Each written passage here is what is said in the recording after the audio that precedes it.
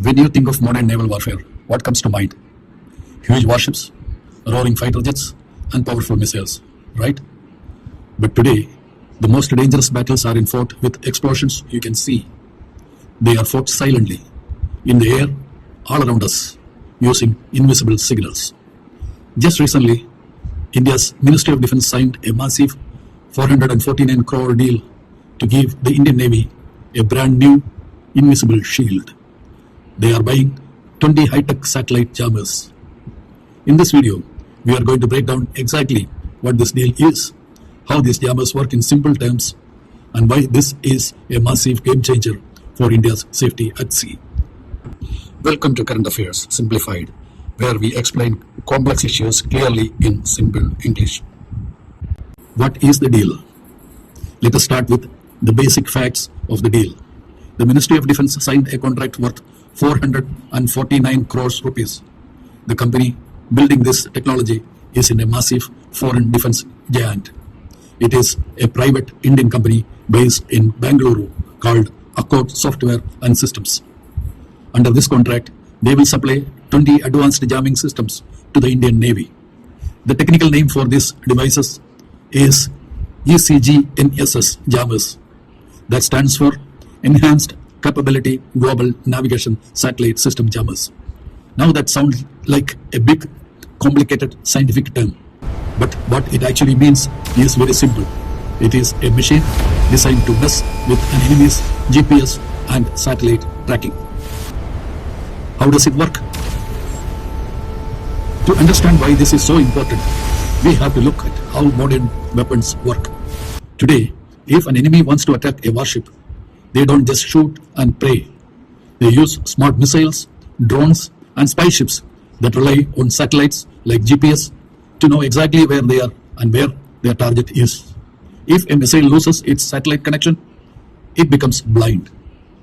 This is where India's new 449 crore system comes in. It has two main superpowers, jamming and spoofing.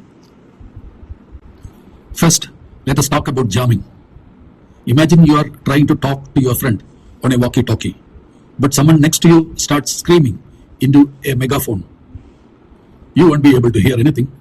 That is jamming. The Indian jammer floods the area with electronic noise, so the enemy drone or missile completely loses its satellite signal. It gets confused and fails. Second, and even cooler, is spoofing. This is like deceptive jamming. Instead of just blocking the signal, the jammer sends fake satellite data to the enemy missile. It tricks the missile into thinking the Indian warship is 5 miles away from where it actually is. The missile flies off to the wrong location and splashes harmlessly into the ocean. Why does India need this right now? So, why is the Defence Ministry spending 449 crores on this right now? Because the Indian Ocean is becoming a very busy and tense place. Over the last couple of years, we have seen a massive rise in drone attacks on cargo ships. We also see foreign surveillance ships constantly sailing around the region, trying to track the movements of the Indian Navy. By installing these 20 new jammers on India's frontline warships, the Navy can create an invisible zone around the fleet. It allows Indian sailors to operate safely, knowing that enemies' eyes in the sky cannot easily track them or lock onto them.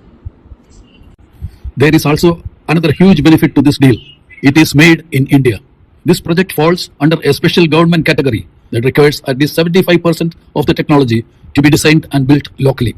Instead of sending hundreds of crores abroad to buy foreign equipment, India is investing that money into its own engineers and tech industry.